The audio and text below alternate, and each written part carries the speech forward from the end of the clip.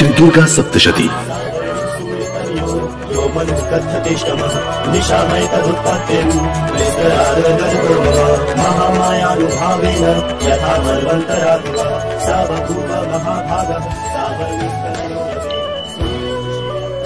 प्रथम अध्याय। मेधा ऋषि का राजा सुरथ और समाधि को भगवती की महिमा बताते हुए मधुकैटभ वध का प्रसंग सुनाना। प्रथम चरित्र के ब्रह्मा ऋषि, महाकाली देवता, गायत्री छंद, नंदा शक्ति, रक्तदंतिका बीज, अग्नि तत्व और ऋग्वेद स्वरूप हैं। श्री महाकाली देवता की प्रसन्नता के लिए प्रथम चरित्र के जप में विनियोग किया जाता है। खड्गम चक्र गदेषु चाप परिघाच्छूलम भुशुंडिम शिरः शंखम संदधतिम करैस्त्रिनयनां सर्वांग भूषावृता नीलाश्मद्युतिमास्य पाददशकां सेवे महाकालिकां यामस्तौत्स्वपिते हरौ कमलजो हन्तुं मधुं कैटभम्। भगवान विष्णु के सो जाने पर मधु और कैटभ को मारने के लिए कमल जन्मा ब्रह्मा जी ने जिनका स्तवन किया था, उन महाकाली देवी का मैं सेवन करता हूँ। वे अपने 10 हाथों में खड्ग, चक्र, गदा, बाण, धनुष, परिघ, शूल, भुजुंड, मस्तक और शंख धारण करती हैं। उनके 3 नेत्र हैं। वे समस्त अंगों में दिव्य आभूषणों से विभूषित हैं। उनके शरीर की कांति नीलमणि के समान है तथा वे 10 मुख और 10 पैरों से युक्त हैं। मार्कंडेय जी बोले, सूर्य के पुत्र सावर्णी जो 8वें मनु कहे जाते हैं, उनकी उत्पत्ति की कथा विस्तार पूर्वक कहता हूं, सुनो। सूर्य कुमार महाभाग सार्वणी भगवती महामाया के अनुग्रह से जिस प्रकार मनवंतर के स्वामी हुए, वही प्रसंग सुनाता हूं। पूर्व काल की बात है। स्वारोचिष मनवंतर में सुरथ नाम के एक राजा थे, जो चैत्र वंश में उत्पन्न हुए थे। उनका समस्त भूमंडल पर अधिकार था। वे प्रजा का अपने औरस पुत्रों की भांति धर्म पूर्वक पालन करते थे। तो भी उस समय कोलाविद वंशी नाम के क्षत्रिय उनके शत्रु हो गए। राजा सुरथ की दंड नीति बड़ी प्रबल थी। उनका शत्रुओं के साथ संग्राम हुआ। यद्यपि कोलाविद वंशी संख्या में कम थे, तो भी राजा सुरथ युद्ध में उनसे परास्त हो गए। तब वे युद्ध भूमि से अपने नगर को लौट आए और केवल अपने देश के राजा होकर रहने लगे। किंतु वहां भी उन प्रबल शत्रुओं ने उस समय महाभाग राजा सुरथ पर आक्रमण कर दिया। राजा का बल क्षीण हो चला था, इसलिए उनके दुष्ट, बलवान एवं दुरात्मा मंत्रियों ने वहां उनकी राजधानी में भी राजकीय सेना और खजाने को हथिया लिया। सुरथ का प्रभुत्व नष्ट हो चुका था, इसलिए वे शिकार खेलने के बहाने घोड़े पर सवार हो वहां से अकेले ही एक घने जंगल में चले गए। वहां उन्होंने विप्रवर मेधा मुनि का आश्रम देखा, जहां कितने ही हिंसक जीव परम शांत भाव से रहते थे। मुनि के बहुत से शिष्य उस वन की शोभा बढ़ा रहे थे। वहां जाने पर मुनि ने उनका सत्कार किया और वे उन मुनि श्रेष्ठ के आश्रम पर इधर उधर विचरते हुए कुछ काल तक रहे। फिर ममता से आकृष्ट चित्त होकर वहां इस प्रकार चिंता करने लगे। पूर्व काल में मेरे पूर्वजों ने जिसका पालन किया था, वही नगर आज मुझसे रहित है। पता नहीं मेरे दुराचारी भृत्यगण उसकी धर्म पूर्वक रक्षा करते हैं या नहीं। जो सदा मद की वर्षा करने वाला और शूरवीर था, वो मेरा प्रधान हाथी अब शत्रुओं के अधीन होकर न जाने किन भोगों को भोगता होगा। जो लोग मेरी कृपा, धन और भोजन पाने से सदा मेरे पीछे पीछे चलते थे, वे निश्चय ही अब दूसरे राजाओं का अनुसरण करते होंगे। उन अपव्ययी लोगों के द्वारा सदा खर्च होते रहने के कारण अत्यंत कष्ट से जमा किया हुआ मेरा वो खजाना खाली हो जाएगा। ये तथा और भी कई बातें राजा सुरथ निरंतर सोचते रहते थे। एक दिन उन्होंने वहां विप्रवर मेधा के आश्रम के निकट एक वैश्य को देखा और उससे पूछा, भाई तुम कौन हो? यहाँ तुम्हारे आने का क्या कारण है? तुम शोकग्रस्त और अनमने से क्यों दिखाई देते हो?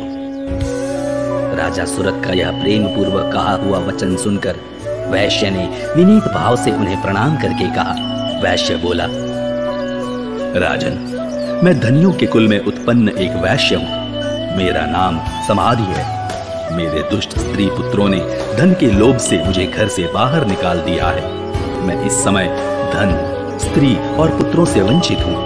मेरे विश्वसनीय बंधुओं ने मेरा ही धन लेकर मुझे दूर कर दिया है, इसलिए दुखी होकर मैं वन में चला आया हूं। यहाँ रहकर मैं इस बात को नहीं जानता कि मेरे पुत्रों की, स्त्री की और स्वजनों की कुशल है या नहीं। इस समय घर में वे कुशल से रहते हैं अथवा उन्हें कोई कष्ट है। वे मेरे पुत्र कैसे हैं? क्या वे सदाचारी हैं अथवा दुराचारी हो गए हैं? राजा ने पूछा, जिन लोभी स्त्री पुत्र आदि ने धन के कारण तुम्हें घर से निकाल दिया, उनके प्रति तुम्हारे चित्त में इतना स्नेह का बंधन क्यों है? वैश्य बोला, आप मेरे विषय में जैसी बात कहते हैं वह सब ठीक है, किंतु क्या करूं, मेरा मन निष्ठुरता नहीं धारण करता। जिन्होंने धन के लोभ में पड़कर पिता के प्रति स्नेह, पति के प्रति प्रेम तथा आत्मीय जन के प्रति अनुराग को तिलांजलि दे मुझे घर से निकाल दिया है, उन्हीं के प्रति मेरे हृदय में इतना स्नेह है। महामते, गुणहीन बंधुओं के प्रति भी जो मेरा चित्त इस प्रकार प्रेममग्न हो रहा है, यह क्या है, इस बात को मैं जानकर भी नहीं जान पाता। उनके लिए मैं लंबी सांसें ले रहा हूं और मेरा हृदय अत्यंत दुखित हो रहा है। उन लोगों में प्रेम का सर्वथा अभाव है, तो भी उनके प्रति जो मेरा मन निष्ठुर नहीं हो पाता, इसके लिए क्या करूं? मार्कंडेय जी कहते हैं, ब्राह्मण, तदनंतर राजाओं में श्रेष्ठ सुरत और वह समाधि नामक वैश्य दोनों साथ साथ मेधा मुनि की सेवा में उपस्थित हुए और उनके साथ यथा योग्य न्यायानुकूल विनयपूर्ण बर्ताव करके बैठे। तत्पश्चात वैश्य और राजा ने कुछ वार्तालाप आरंभ किया। राजा ने कहा, भगवान, मैं आपसे एक बात पूछना चाहता हूं, उसे बताइए। मेरा चित्त अपने अधीन न होने के कारण वो बात मेरे मन को बहुत दुख देती है। जो राज्य मेरे हाथ से चला गया है, उसमें और उसके संपूर्ण अंगों में मेरी ममता बनी हुई है। मुनिश्रेष्ठ, ये जानते हुए भी कि वो अब मेरा नहीं है, अज्ञानी की भांति मुझे उसके लिए दुख होता है। ये क्या है? इधर ये वैश्य भी घर से अपमानित होकर आया है। इसके पुत्र, स्त्री और भृत्यों ने इसे छोड़ दिया है। स्वजनों ने भी इसका परित्याग कर दिया है, तो भी ये उनके प्रति अत्यंत हार्दिक स्नेह रखता है। इस तरह से ये और मैं, हम दोनों ही बहुत दुखी हैं। जिसमें प्रत्यक्ष दोष देखा गया है, उस विषय के लिए भी हमारे मन में ममता जनित आकर्षण पैदा हो रहा है। महाभाग, हम दोनों समझदार हैं, तो भी हमें जो मोह पैदा हुआ है, ये क्या है?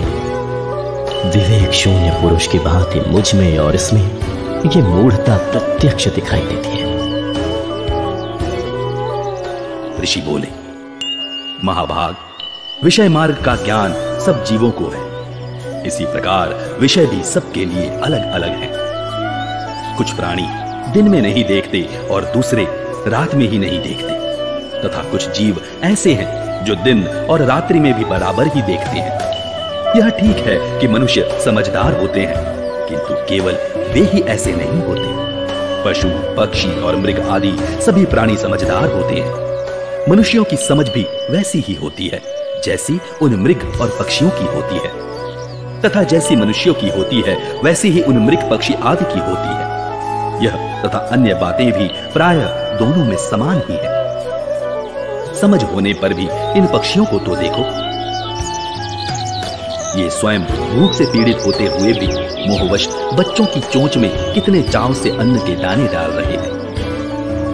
नरश्रेष्ठ, क्या तुम नहीं देखते कि ये मनुष्य समझदार होते हुए भी लोभवश अपने किए हुए उपकार का बदला पाने के लिए पुत्रों की अभिलाषा करते हैं? यद्यपि उन सब में समझ की कमी नहीं है, तथापि वे संसार की स्थिति बनाए रखने वाले भगवती महामाया के प्रभाव द्वारा ममतामय भंवर से युक्त मोह के गहरे गर्त में गिराए गए हैं। इसलिए इसमें आश्चर्य नहीं करना चाहिए। जगदीश्वर भगवान विष्णु की योग निद्रा रूपा जो भगवती महामाया है, उन्हीं से यह जगत मोहित हो रहा है। वे भगवती महामाया देवी ज्ञानियों के भी चित्त को बलपूर्वक खींचकर मोह में डाल देती है। वे ही इस संपूर्ण चराचर जगत की सृष्टि करती हैं तथा वे ही प्रसन्न होकर मनुष्यों को मुक्ति के लिए वरदान देती हैं। वे ही पराविद्या, संसार बंधन और मोक्ष की हेतु भूता सनातनी देवी तथा संपूर्ण ईश्वरों की भी अधीश्वरी है। राजा ने पूछा, भगवान, जिन्हें आप महामाया कहते हैं, वे देवी कौन हैं? ब्राह्मण, उनका आविर्भाव कैसे हुआ तथा उनके चरित्र कौन कौन हैं? ब्रह्मवेत्ताओं में श्रेष्ठ महर्षि उन देवी का जैसा प्रभाव हो, जैसा स्वरूप हो और जिस प्रकार प्रादुर्भाव हुआ हो, वो सब मैं आपके मुख से सुनना चाहता हूं। ऋषि बोले, राजन, वास्तव में तो वे देवी नित्य स्वरूपा ही है। संपूर्ण जगत उन्हीं का रूप है तथा उन्होंने समस्त विश्व को व्याप्त कर रखा है। तथापि उनका प्राकट्य अनेक प्रकार से होता है, वह मुझसे सुनो।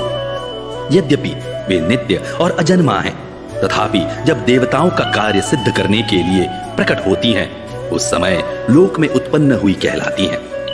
कल्प के अंत में जब संपूर्ण जगत एकारणों में निमग्न हो रहा था और सबके प्रभु भगवान विष्णु शेषनाग की शैया बिछाकर योग निद्रा का आश्रय ले सो रहे थे, उस समय उनके कानों के मैल से दो भयंकर असुर उत्पन्न हुए जो मधु और कैटब के नाम से विख्यात थे। वे दोनों ब्रह्मा जी का वध करने को तैयार हो गए। भगवान विष्णु के नाभि कमल में विराजमान प्रजापति ब्रह्मा जी ने जब उन दोनों भयानक असुरों को अपने पास आया और भगवान को सोया हुआ देखा, तब एकाग्रचित्त होकर उन्होंने भगवान विष्णु को जगाने के लिए उनके नेत्रों में निवास करने वाली योग निद्रा का स्तवन आरंभ किया, जो इस विश्व की अधीश्वरी, जगत को धारण करने वाली, संसार का पालन और संहार करने वाली तथा तेज स्वरूप भगवान विष्णु की अनुपम शक्ति है। उन्हीं भगवती निद्रा देवी की भगवान ब्रह्मा स्तुति करने लगे। ब्रह्मा जी ने कहा, देवी, तुम ही स्वाहा, तुम ही स्वधा और तुम ही वष्टकार हो। स्वर भी तुम्हारे ही स्वरूप है।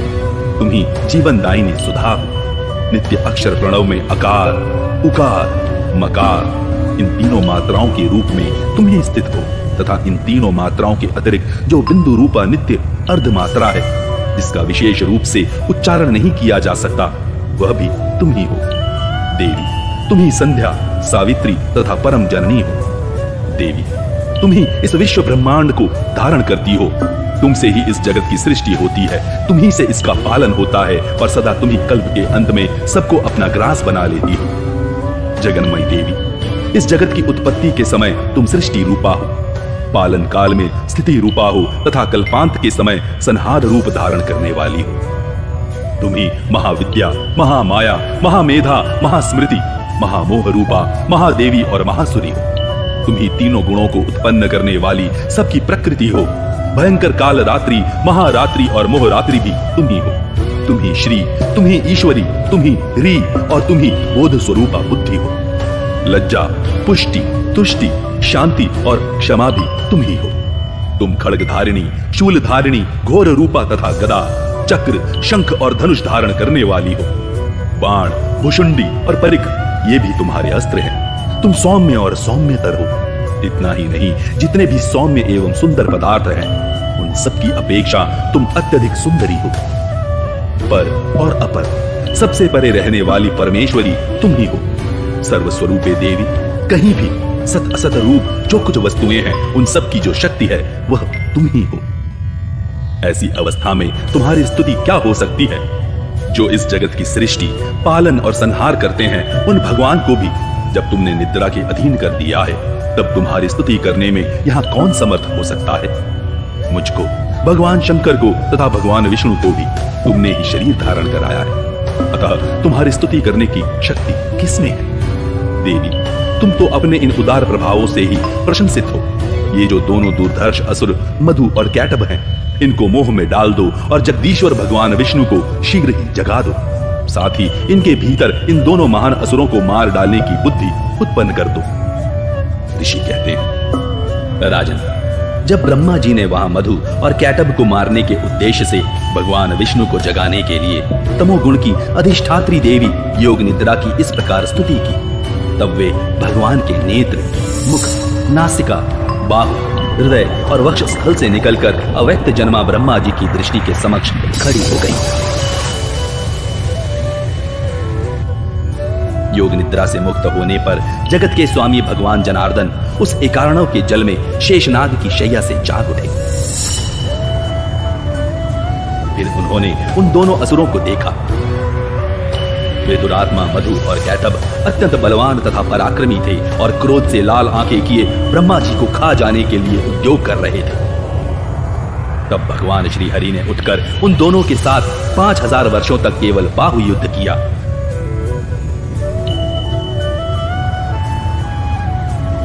वे दोनों भी अत्यंत बल के कारण उन्मत्त हो रहे थे। इधर महामाया ने भी उन्हें मोह में डाल रखा था।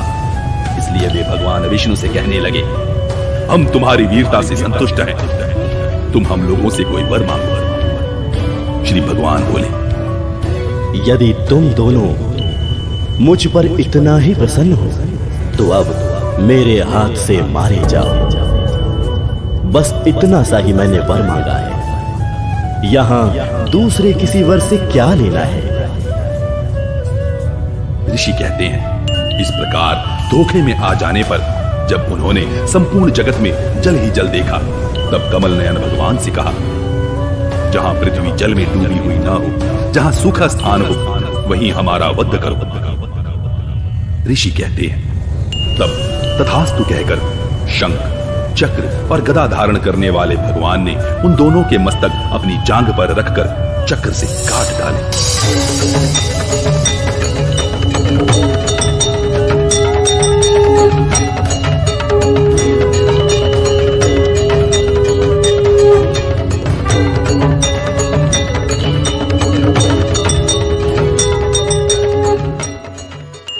अब पुनः तुमसे उनके प्रभाव का वर्णन करता हूं, सुनो।